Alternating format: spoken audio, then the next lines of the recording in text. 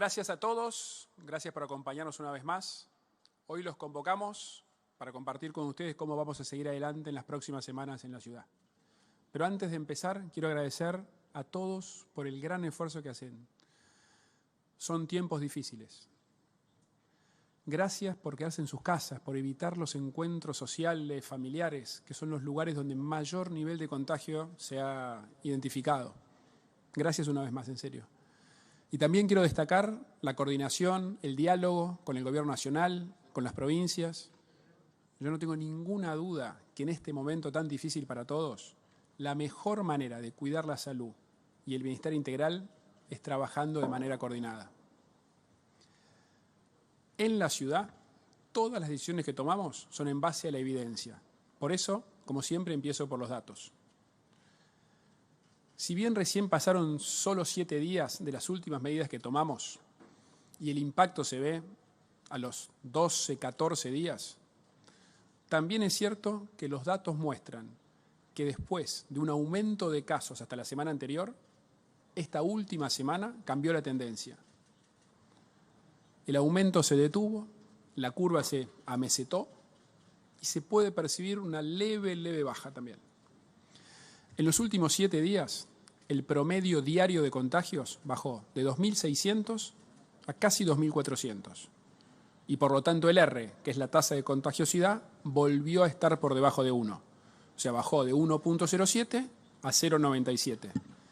Y la ocupación de camas de terapia del sistema público está en 77%. Es un descenso mínimo, no alcanza esto, por supuesto. O sea, necesitamos una baja mucho más pronunciada. Ahora, nosotros estamos confiados que el esfuerzo que estamos haciendo entre todos va a dar resultado. Por eso vamos a seguir profundizando la estrategia sanitaria que venimos llevando. Primero, fortaleciendo el sistema de salud. Las últimas 2 semanas, digamos, sumamos, junto con el sector privado, 150 camas más de terapia intensiva. Y también seguimos adelante con la estrategia de testeos, buscando el virus en toda la ciudad. O sea, cada testeo positivo que se detecta, que eso después lleva al aislamiento de la persona, es la clave para frenar la cadena de contagios. En la ciudad, todos tienen un centro de testeo a no más de 20 cuadras de su casa. Ya hicimos casi 4 millones de tests. Porque testear es cuidarnos todos, no solo cuidarse uno mismo, sino también cuidar a los que tenemos al lado. Por eso les pedimos a todos que se sigan testeando. Y seguimos avanzando con el plan de vacunación. Estamos vacunando tan rápido como el Gobierno Nacional nos da las dosis. O sea, en la ciudad, vacuna que entra, vacuna que se aplica, enseguida. Ya vacunamos con la primera dosis a todos los mayores de 60 que se anotaron. Y estamos avanzando con la segunda dosis. También estamos vacunando a personas que tienen situación de riesgo, como diabetes, problemas cardíacos, problemas respiratorios. Y también aquellos que tienen tareas estratégicas, fuerzas de seguridad, trabajadores de educación, trabajadores de comedores sociales, que en este último caso en la mayoría son mujeres, que tienen un enorme espíritu solidario en sus comunidades. Este fin de semana vamos a terminar de vacunar con la primera dosis a todos los que están entre 55 y 59 años de estos grupos que se anotaron, que se empadronaron. Y ya está abierto el empadronamiento para todos los que están entre 45 y 54 años, también que tengan alguna situación de riesgo o tareas estratégicas. Llevamos aplicadas más de 1 millón de vacunas. Ahora, el promedio de vacunación en los últimos 10 días son 10.000 personas por día. Hoy estamos en condiciones de triplicar la cantidad, obviamente en la medida que el Gobierno Nacional nos dé más dosis. Hay 34 vacunatorios y más de 2.000 personas trabajando para aplicar las vacunas. Podríamos llegar hasta 30.000 por día. Si en los próximos días llegan al país los 2 millones de vacunas comprometidas por el Gobierno Nacional, para mediados de junio podríamos tener vacunados a todos los mayores de 18 años con tareas estratégicas o con factores de riesgo. Yo quiero aprovechar para agradecer enormemente a cada uno de los trabajadores de los vacunatorios. Es emocionante ver la cantidad de mensajes que nos llegan todos los días agradeciendo por la atención, por la calidez, en todos los vacunatorios de la ciudad. realmente un orgullo. Y por último, la responsabilidad individual, que es algo que nos incluye a todos, gobierno, sociedad, a todos. O sea, vemos un enorme compromiso, pero yo quiero volver a agradecerles, pero también a pedirles que mantengamos ese esfuerzo, que sigamos usando los tapabocas, manteniendo las distancias, cumpliendo los protocolos de cada actividad, evitando los encuentros en lugares cerrados, que esto último es posiblemente lo más importante. Con las medidas que tomamos, logramos disminuir la movilidad en la ciudad significativamente. En los días hábiles, si tomamos subtes, trenes y colectivos, los viajes bajaron un 30% y entraron a la ciudad un 35% de menos de autos. Y en los fines de semana largo, el último, más todavía. O sea, la reducción llegó al 50%. Cada una de esas personas que no se movilizó ayudó a bajar el riesgo de contagio. Vamos a seguir en esta línea reforzando los controles. En función de los datos, de la evidencia, de la evolución de la situación sanitaria, en las próximas semanas vamos a seguir de la siguiente manera. De acuerdo a lo que establece el DNU nacional, las restricciones actuales continúan durante este fin de semana, pero a partir del lunes, tal cual nos comprometimos, vamos a volver al esquema que regía el viernes anterior, el viernes 21. ¿Qué significa eso?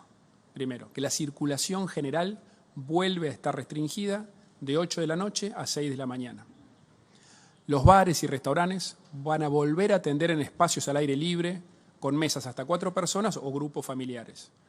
Eso hasta las 19 horas. Después de esa hora, pueden seguir haciendo delivery o retirando la comida en el local. Los comercios no esenciales van a volver a abrir hasta las 19 horas. Y también vuelven la industria, la construcción. En el caso de la construcción, las empresas que realicen obras más grandes, más de 1.500 metros cuadrados, tienen que garantizar el transporte privado de sus trabajadores. Esto es fundamental para dejar el transporte público a las personas que trabajan en tareas esenciales. Vuelven también los deportes hasta 10 personas, sin contacto, al aire libre, obvio. Las ceremonias religiosas también hasta 10 personas, al aire libre. Ahora, en la ciudad hay una gran concentración de oficinas, de sedes de empresas, estudios, contables, de abogados, donde hay una dinámica de trabajo de lugares cerrados. Por eso las actividades profesionales van a seguir con trabajo remoto. Yo vuelvo a insistir, es muy importante que evitemos todos los encuentros de todo tipo, encuentros sociales, familiares, laborales, en lugares cerrados. Ahí es donde más contagios ocurren. Y para el otro fin de semana, el del 5 y 6 de junio, el DNU nacional establece volver a las restricciones que rigen actualmente, solo para esos 2 días de fin de semana. Es un momento de gran incertidumbre, de mucha angustia. Por eso es tan importante la previsibilidad. Por eso dijimos que después de estos 9 días de mayores restricciones se volvía al sistema anterior. Y lo estamos cumpliendo. Esto de ninguna manera quiere decir que sea momento de relajarnos, que ya está, nada por el estilo. Tenemos que cuidarnos más que nunca. O sea, si logramos que los casos bajen, vamos a lograr mantener estas aperturas y lograr otras más.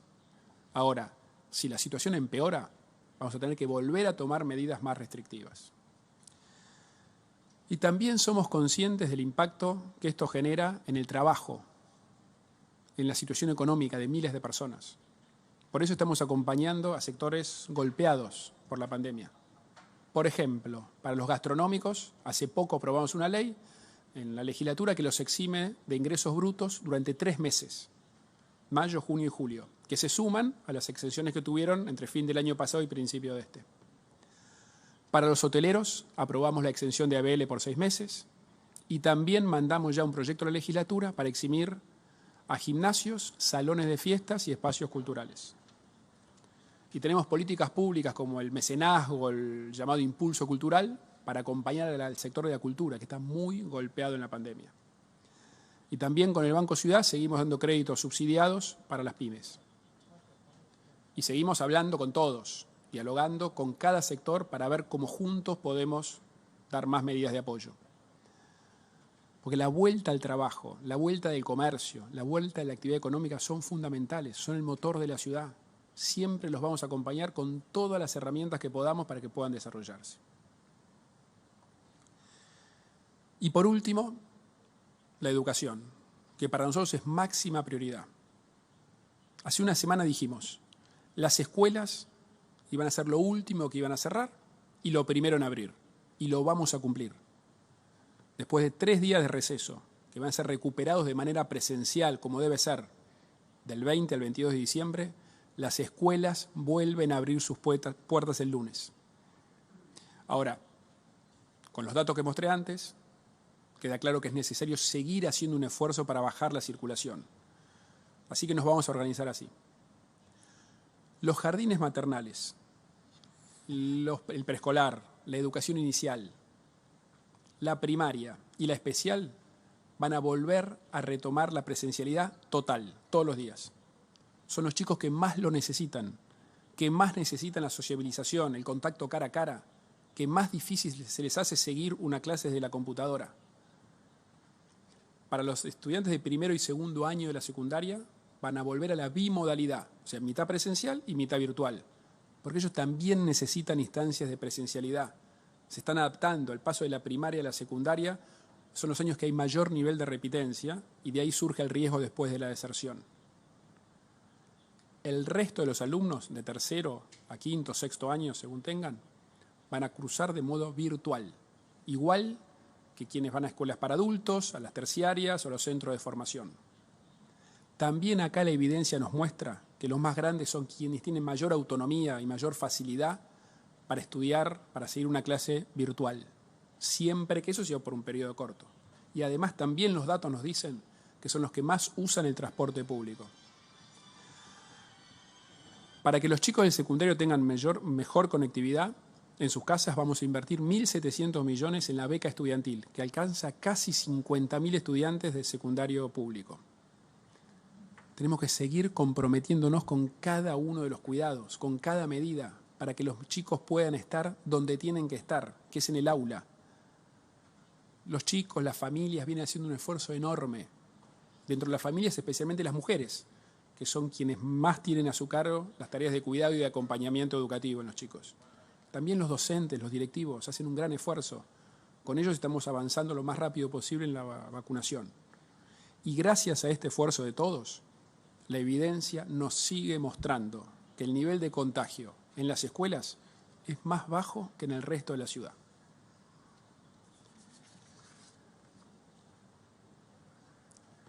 Gracias al compromiso que vemos con cada uno de ustedes en cada lugar de la ciudad, es que estoy seguro que vamos a poder superar esta segunda ola.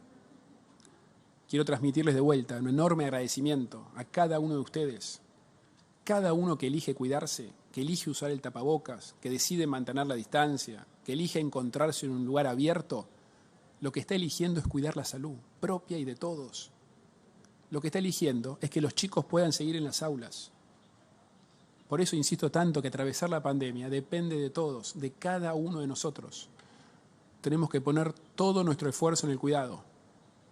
Cuando esto pase, vamos a volver a encontrarnos, a recuperar nuestras actividades habituales, a volver a abrazar a los que queremos. Pero para eso sigamos manteniendo el cuidado de nuestras familias, el cuidado de nuestros amigos, de nuestros compañeros de trabajo, de nuestros seres queridos. Sigamos cuidándonos todos. Muchas gracias.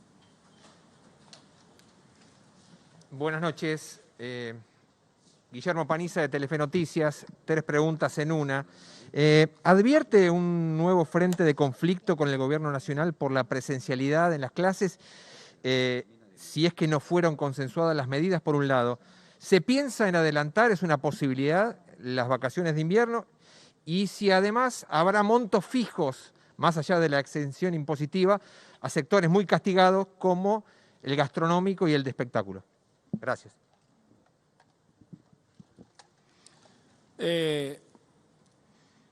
Nosotros transmitimos ya hace mucho tiempo nuestra convicción de la prioridad en la educación. No tenemos ningún espíritu de conflicto, para nada. Ahora, esa es nuestra convicción, lo dije siempre, lo primero que tiene que abrir son las clases. Explicamos con evidencia muy clara y contundente lo que fue el impacto de que los chicos el año pasado no hubieran tenido clases presenciales.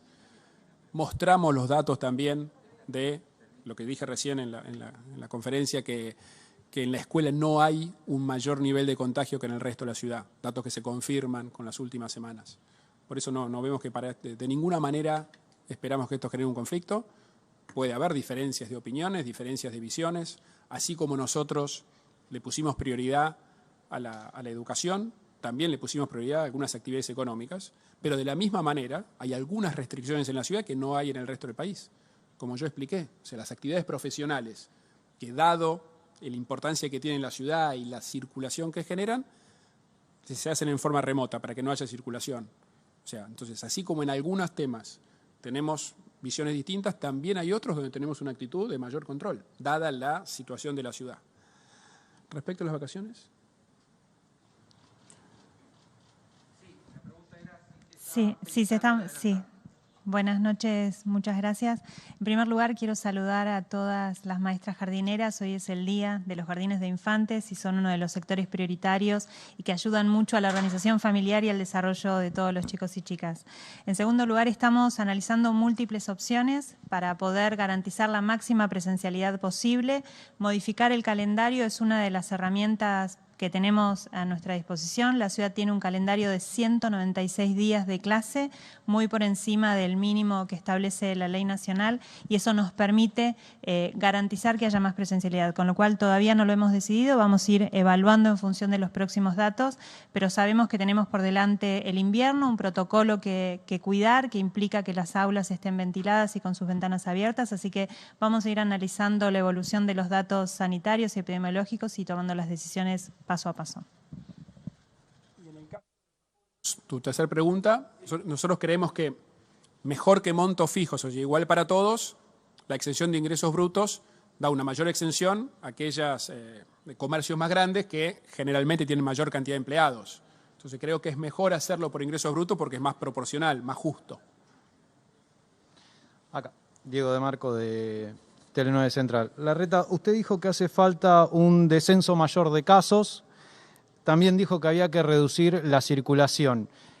¿Cómo o qué datos tienen ustedes de circulación para tomar esta medida de retorno a clases? Implica que un retorno a clases implica mayor circulación de gente en la calle. Y por otro lado, si han consultado durante esta tarde o le han dicho de esta decisión a las autoridades nacionales o al ministro de Educación, Nicolás Trota, de la determinación que habían tomado. Gracias. Por supuesto, todas las medidas que tomamos han sido conversadas, comunicadas al Gobierno Nacional. Como yo dije al principio, destaco mucho la necesidad de la coordinación, la necesidad de poder trabajarlo en forma conjunta, no solo con el Gobierno Nacional, sino con todas las provincias. Me preguntabas de la circulación. Bueno, los datos son claros. O sea, nosotros, como dijimos, todos los chicos de la inicial y la primaria, que en términos de cantidad son la mayor parte, en su gran mayoría no usan transporte público porque la asignación de vacantes a las escuelas toma como uno de los criterios que vivan cerca de la escuela, que vivan a 10 cuadras de la escuela. En cambio, en el caso de la secundaria, ¿no? Y cuanto más grandes más, son los que más usan el transporte público. Por eso, como digo, decisiones tomadas en base a la evidencia, planteamos una vuelta a la presencialidad total, o sea, todos los días, los chicos de la primaria, que además de necesitarlo por ser más chiquitos, son los que menos o casi nada usan el transporte público. Y por otro lado, planteamos que la virtualidad sea para los mayores que más usan el transporte público. Por esto que yo decía antes, de la importancia de bajar los niveles de circulación. Pero no sé si, Juanjo, querés agregar algún dato. En línea con lo que decís, en estos días en el transporte público se vio una caída de aproximadamente 1,5 millones de pasajeros y cuando lo medíamos también en términos de la educación, el impacto que tiene el nivel inicial y primario tiende a cero, es casi nulo, no utilizan transporte público y en el secundario también ya habíamos notado previamente una reducción del 75% de la demanda de transporte público. Pero entendiendo, como decías recién Horacio, que es un grupo que podría utilizarlo porque además tiene el boleto estudiantil que se lo habilita y se lo permite de manera gratuita, es que la medida abarca a partir de tercer año en adelante. Sí, ¿qué tal? Buenas noches. Jorge Moure de Radio Mitre, funcionarios, buenas noches. La pregunta, son dos preguntas en realidad. Una tiene que ver con estos números que se están dando a conocer en estas últimas semanas. ¿Con qué piso se va a estar llegando al invierno y si, bueno, hay una preocupación y si todavía lo peor no ha llegado. Eso por un lado. Y por otro lado, bueno, se está analizando la posibilidad que la Copa América se realice aquí en el país, teniendo en cuenta que es una negociación que está llevando adelante el gobierno nacional. Hay una posibilidad que la ciudad de Buenos Aires sea sede. O sea, ¿ustedes están de acuerdo en que la ciudad de Buenos Aires abra sus puertas para una competencia de estas características en el marco en el cual se está viviendo? Muchas gracias. En cuanto a la pregunta de los casos, es muy importante recordarla a todo el mundo, porque si no, desviamos mucho el foco de lo más trascendente, ¿no? Hay 4 instrumentos que son los 4 instrumentos más poderosos para contener los casos de esta pandemia, y 3 de ellos generan mínimo daño en la sociedad. El primer instrumento, y Horacio los revisó uno por uno, ¿no? El primer instrumento es intensificar el testeo, el rastreo y el aislamiento. Es muy difícil contener la cadena de contagios si no sabemos quién está enfermo, dónde está, cuándo se enfermó, y rápidamente buscar los contactos estrechos y cortar la cadena de que el contacto estrecho pueda contagiar a alguien más si está contagiado. Así que el primer instrumento pasa por allí. El segundo tiene mucho que ver con la vacunación. Estamos en un periodo de vacunación muy intensivo, como dijo Horacio hace un rato. Nosotros en los próximos 10 a 12 días, si recibimos los embarques que están comprometidos, vamos a dar un avance definitivo a la campaña de vacunación para las personas de riesgo y las personas estratégicas. El segundo componente es la vacunación. El tercero es construir un ciudadano capaz de autónomamente y por decisión propia cuidarse, porque está decidido a que quiere cuidarse así, a sus afectos y aportar algo a la comunidad. Y entonces evitar postergar por 15 días, por 20 días esos encuentros sociales, familiares tan necesarios, tan buscados, postergarlo lo más posible. Y si lo hacen, hacerlo en un lugar abierto o estar muy poco tiempo con las ventanas abiertas. Ese es el tercero. Y el cuarto son las medidas de restricción, que siempre generan algún daño como consecuencia. Por lo tanto, nosotros lo que decimos es tenemos que intensificar las primeras 3 medidas al máximo, compartir la decisión ciudadana de cuidarnos todos juntos en este periodo, y cuando la curva epidémica tome una aceleración que genere un daño significativo o mayor daño o sobrepase o sobrecargue mucho el sistema de salud, entonces sí genera un daño complementario. Así que ese va a ser el camino, el que venimos trayendo y el que vamos a seguir trayendo en las próximas semanas, con el acompañamiento del invierno y con el frío y todo lo que venga por delante, pero vacunando rápidamente la realidad va a ser significativamente diferente.